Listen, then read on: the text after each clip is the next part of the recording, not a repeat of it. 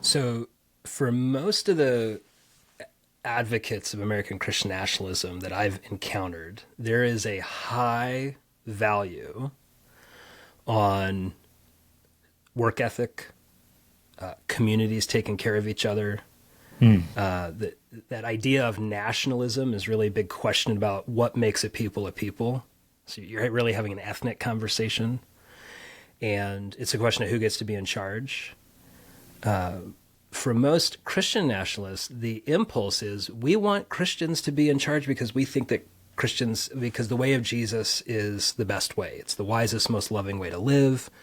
And we think that those who have power operate at their best when they operate like Jesus. So I want a Jesus type person in the White House. I want a Jesus type person in the, Department of Commerce, whatever it might be. And that instinct is, I think people should be like Jesus. It's a good desire. Much of the problem with American Christian nationalism is not the desired goal. It's the means by which we're going to get there. And in a sense, because it's been hitched together with American evangelicalism, been hitched together with conservatism, a lot of that conservative stuff gets just bundled in there. But there's some real good, Jesus-centered values.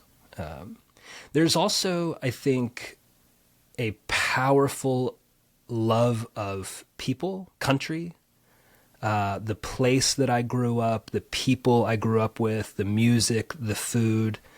C.S. Lewis gets into this in his book, The Four Loves, where he talks about patriotism, good patriotism, as the love of family extended out. And I could give you an example of how I have felt this. I have traveled to various parts of the world, and after a few days, maybe a couple weeks, I start getting itchy. Listening to other languages, music's weird, the food's different. Every time I go to a restaurant or grocery store, it is a chore. Like I'm doing all sorts of work, and I'm exhausted, and I would say I'm a bit homesick. And what I mean is I miss all the things that are familiar to me, and I love those things.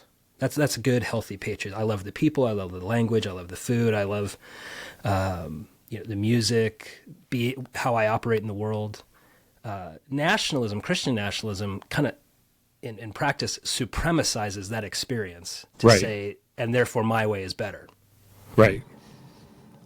And when you say you're exhausted, excuse me, I assume you mean you're like cognitively exhausted. Your nervous system, constantly having to train. Even, I'm going to the UK for the next couple of weeks to my other home in the UK. And even there, it's kind, American and British culture are kind of alike. In more ways than not, they are Have you not tried alike. to drive over there? I have It's tried. terrifying. Yeah.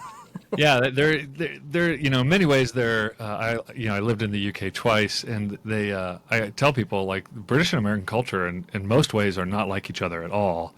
There's a few ways in which they are, but American and Brazilian culture are much more like each other than American and British culture. But so even there, that's a low level example. Canadian, like drive across the border to Montreal or something. There's just that constant having to do that work. Mm-hmm. And I guess I want to say, people, when they say we wish it could go back to the way things were, or in some way they're looking for cognitive rest. Like they're looking for a place that feels like home in every which way, not always fully recognizing that came at a cost to some people more than others. So I'm hearing lots of, when we think about the kinds of things that we celebrate in our culture, like diversity, we like to celebrate unity and diversity, that we're Americans, but we're a very diverse people, and our strength is in our diversity. That's a very, you can make a biblical argument of unity and diversity as well. That's made throughout from the Old Testament to the New Testament. But unity and diversity requires a lot of cognitive effort. Yes. And yes. When I am in settings with my congregation, so our congregation's socioeconomically and ethnically diverse, I am using every part of my being to engage in healthy community. I'm thinking through this hand gesture, what my body is doing, even what clothing I'm wearing, what words what stories I'm telling. When I'm with someone of a different economic status, maybe someone who's never owned a home, Right. I'm thinking, oh, if I start in on like interest rates and bemoaning, that may stratify us, and so I'm going to not do that. So it's constantly filtering through how I'm behaving, how I'm speaking, because I want to show honor where ours due. I want to defer to the needs of the other. When I'm with my guys, backyard, fire pit, having a couple beers, apologies to the Baptists, the statement, I let my hair down. I'm a balding middle-aged man, so I don't actually do that, but I think metaphorically we get it. Fair enough. I'm not doing that. I am more at rest. Right. And I think that desire to, quote unquote, go back home is what people are feeling. They buddy of mine in Denver, Ryan Tofilowski, did his PhD work on the German church's response to the rise of Nazism. And one of the things he said in passing, which I think is right on, he said, fascism grew out of the seedbed of anxiety about pluralism. Your neighbor or you went to the grocery store and they were talking a different language than people in front of you. And that creates that's uncomfortable for me.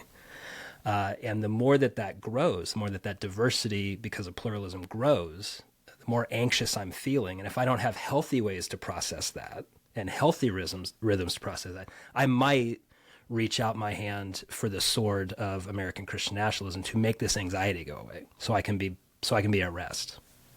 And I think we can say it's, I think of, if I can, you tell me if this parallel doesn't work, the critique of somewhere like Israel and the Palestinian territories is, you'd say, well, the people who live in that Palestinian territories, that's their family's land, their grandparents, their great-grandparents' land. Stories vary along those lines. But it's they have a right to have a place, a home they can go back to, a place to be undisturbed. And Israel is colonizing with, this is the narrative I'm just rehearsing, that they're colonizing with their own culture, their own language, their own food, and they're all white Haredis from, from Eastern Europe, which is not true in Israel. So you have that kind of critique, and so there's some sense that everybody who's sensitive to that critique, whether they think it's true or not, they're just sensitive to the movement of that critique. We understand that people almost have a right. I don't think we actually have a right to this, but should have a right to have this restful state. And it sounds like to me you're saying that actually, no, to be a member of the kingdom of God, a Jesus follower, means you have a right to be in the cognitively distressed state, and hopefully you'll get this be at home place, rest backyard with the buddies kind of thing for you. For me or you, that might be the place for us. Yeah, you'll get that, but really the other is what's on the table. Well, the beauty of what Jesus invites us into is you can have that same experience with all peoples. That you can be a foreigner in your own home and still be at peace, because your rest is not to be in a community based on affinities, but to be a community based on Jesus. Right. So when Jesus invites us to enter into his rest, I understand that to be he's inviting us to enter into a characteristic of the Godhead that, God is at rest. He's not anxious about tomorrow. And I'm invited to enter into that with a community that is as diverse as the world. Right. And so it's not, you're not promised rest. It's, you're not promised rest according to the kingdoms of this world, but there's something greater for you. And so, yeah, you might get tortured. You might be thrown in jail. You might be beaten down. And yet every moment of worldly rest that you give up for my sake, you'll gain it tenfold in the kingdom. So I think that's the promise is the rest, the at peaceness, the homesickness that we're feeling. Jesus promises a greater, I don't know how to say, a filled up version of that as we live out his way.